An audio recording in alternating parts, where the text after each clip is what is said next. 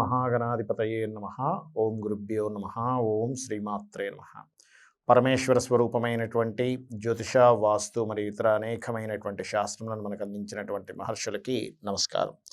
హయగ్రీవ హయగ్రీవ హయగ్రీవేతియో వదేత్తస్య నిస్సరతే వాణి జహ్నుకన్యా ప్రవాహవత్. అరుణాం కరుణాతరంగితాక్షీం ధృతపాశాంకుశపుష్పబాణచాపాం అనిమాదిభిరావృతాం మయూకైః అహమిత్యేవ విభావయే భవానీం. శ్రీమాత్రే నమః.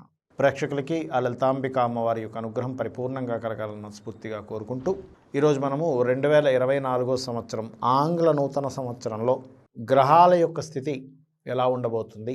మనది సర్వసాధారణంగా ఉగాదికి చెప్పుకుంటాం, కాకపోతే చాలామంది ఏంటంటే జనవరి నుంచి కొన్ని ప్లానింగ్స్ చేసుకుంటూ ఉంటారు.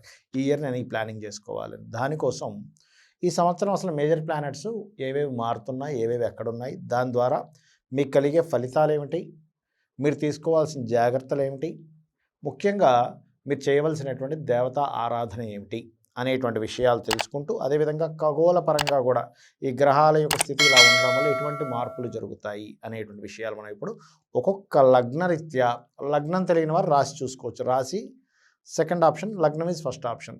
ఈ రకంగా ఎలా ఉంటుంది ఏమిటి అనేటువంటిది మనం ఒక్కొక్క విషయం మనం తెలుసుకుందాం. ముందుగా మేషలగ్నము, మేషరాశి.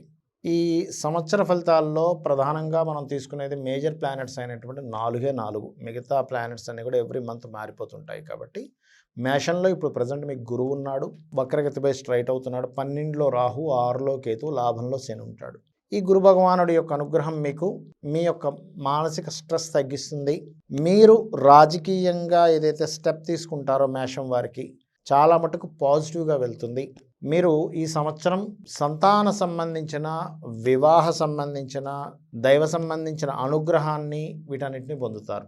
ఎందుకంటే పంచమ స్థానం మీద గురువు దృష్టి ఉంది. ఎప్పుడైతే పంచమం మీద దృష్టి ఉందో రాజకీయ అభివృద్ధి, సంతానం లేని వారికి సంతాన అభివృద్ధి, అంటే మీరు సంతానం కోసం ఇబ్బంది పడుతున్నా లేదా సంతాన ఇంప్రూవ్మెంట్స్ కోసం ఇబ్బంది పడుతున్నా ఇప్పుడున్నటువంటి గురువు మీకు చక్కటి యోగాన్ని ఇస్తాడు.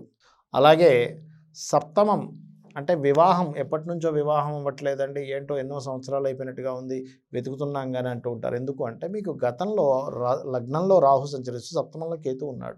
కాబట్టి ఏమిటి, ఇప్పుడు వరకు అక్కడ ఉండి జరగలేదు, ఇప్పుడు జరిగాడు, ఈయన దృష్టి కూడా పడుతుంది. కాబట్టి వివాహ ప్రయత్నాలు సక్సెస్ అవుతాయి. కేవలం కొంతమందికి ఫస్ట్ వివాహం కాకుండా కొంతమందికి డివోర్స్ అయ్యి సెకండ్ మ్యారేజ్ కోసం ట్రై చేస్తూ ఉంటారు. అటువంటి వారికి కూడా సెకండ్ మ్యారేజ్ యోగం బ్రహ్మాండంగా ఇస్తున్నాడు మే వరకు. ఇక మే దాటింది అనుకోండి, మీకు మే దాటితే వృషభంలోకి వెళ్తాడు గురువు. ఎప్పుడైతే వృషభ రాశిలోకి గురువు యొక్క ఎంట్రీ అవుతుందో ఇక్కడ మీకు ఎప్పుడైతే ఈ మేషంలో ఉన్నప్పుడు ఇంకొకటి ప్రాపర్టీ యోగము, విద్యాయోగం కూడా ఇస్తాడు స్టూడెంట్స్కి.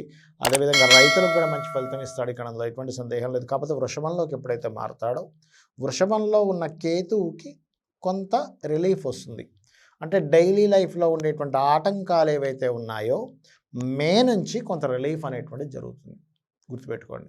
అలాగే మరొకటి ఏంటంటే ఇక్కడ గమనించుకున్నట్లయితే ఇక్కడ మాత్రం ఈ వృషభంలోకి ఎంటర్ అయినప్పుడు మీకు యాన్స్టర్స్ ప్రాపర్టీస్ ఉంటాయి, అంటే పూర్వీకుల ఆస్తులు ఉంటాయి.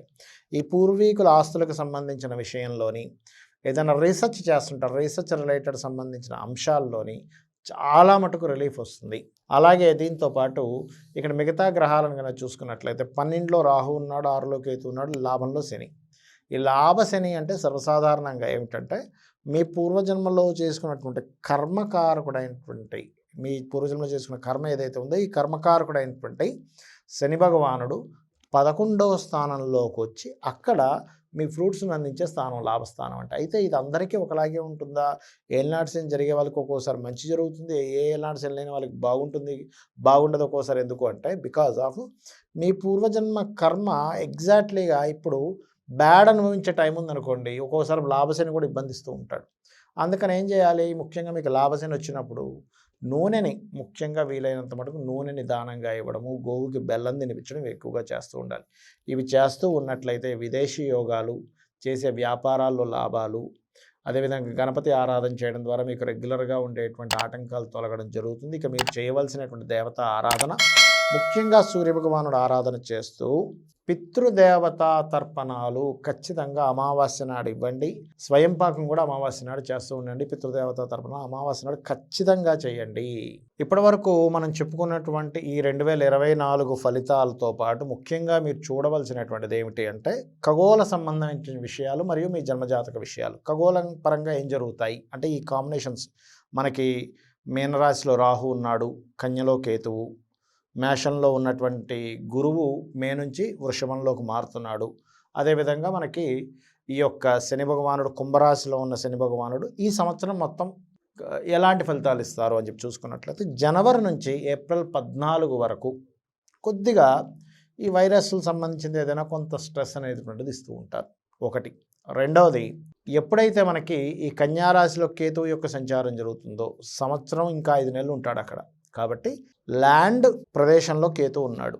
కాబట్టి ఈ ల్యాండ్ ప్లేసెస్లో కేతు ఉన్నందుకు ల్యాండ్స్ రేట్ ఏవైతే ఉన్నాయో గతంలో వెళ్ళినంత ఫాస్ట్గా వెళ్ళకుండా కొంచెం స్లోగా మూమెంట్ అనేటువంటిది ఉంటుంది.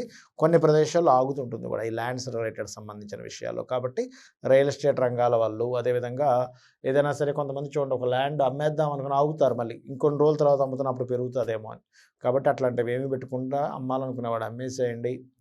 అదేవిధంగా ఎక్కువ ఎక్స్పెక్టేషన్స్ పెట్టుకొని మాత్రం ల్యాండ్ మీదకి 1 సంవత్సరంన్నర వరకు దెక్కండి. ఇది ముఖ్యంగా గుర్తుపెట్టుకోండి. ఇక మరొక విషయం ఏంటంటే ఇక్కడ ఈ మీనరాశిలో రాహు అనేటువంటిది గురుచండాల యోగం ఏర్పడింది, గుర్తుపెట్టుకోండి. ఈ గురుచండాల యోగం ఎటువంటి డేంజర్ అంటే ముఖ్యంగా ఈ పాస్టర్స్ కావచ్చు, పౌరహిత్య రంగాల్లో ఉన్నటువంటి వారు కావచ్చు, ఎనీ గైడింగ్ రిలేటెడ్ వృత్తుల్లో ఉండేటువంటి వారు కావచ్చు, లాయర్లు కావచ్చు, జడ్జిలు కావచ్చు, టీచర్లు కావచ్చు, ఎనీ కన్సల్టెన్సీ సెంటర్స్ నడిపేటువంటి వారు కావచ్చు, జాగ్రత్తగా ఉండాలి. అయితే మరి జాగ్రత్త అంటే ఏం చేయాలండి? ముఖ్యంగా ఈ రంగాల్లో ఉన్న వాళ్ళందరూ కూడా ప్రవచనకర్తలు కావచ్చు, వీళ్ళందరూ కూడా గుర్తుపెట్టుకోండి. ముఖ్యంగా దుర్గా ఆరాధన, పితృదేవత ఆరాధన అందరూ చేయాలండి. వీళ్ళు మాత్రమే కాకుండా పితృదేవత ఆరాధన అందరూ చేయాలి. బికాజ్ ఆఫ్ మనకి గురు రాసుల్లో రాహు యొక్క సంచారం జరుగుతూ గురుచండాల యోగం ప్రస్తుతం ఉంది కాబట్టి.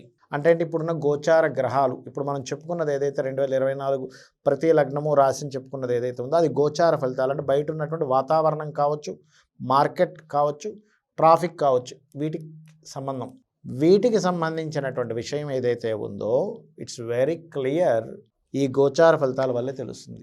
దీన్ని బట్టి ఏమిటి, ఇప్పుడు గోచారంలో ఇలా ఉంది కాబట్టి నేను ఈ జాగ్రత్త తీసుకోవాలి, ఈ విషయంలో ఈ స్టెప్ తీసుకోవాలి, ఈ విషయంలో ఈ నిర్ణయాలు తీసుకోవాలని చెప్పేదే గోచార ఫలితాలు. కాబట్టి ఈ యొక్క గోచార ఫలితాలని మరియు మన యొక్క జన్మజాతక ఫలితాలని తెలుసుకుంటూ కాలం ఎలా ఉంది అని చెప్పి తెలుసుకోవాలి. ముఖ్యంగా గోచారం వల్ల తెలుసుకుంటూ మీరు ఆ యొక్క అమ్మవారి అనుగ్రహాన్ని, ఆ పితృదేవతల అనుగ్రహాన్ని, ఎందుకంటే మరీ చెప్తున్నాను, ఇప్పుడున్న కండిషన్లో పితృదేవతలకు ఎక్కువగా చేసుకోవాలి ఈ సంవత్సరం ప్రత్యేకంగా చేసుకుంటూ మీరు ముందుకు వెళ్తారని చెప్పి కోరుకుంటూ మీ యొక్క జీవితాన్ని సక్సెస్ఫుల్ అవ్వాలని మనస్ఫూర్తిగా కోరుకుంటూ శ్రీమాత్రే నమః.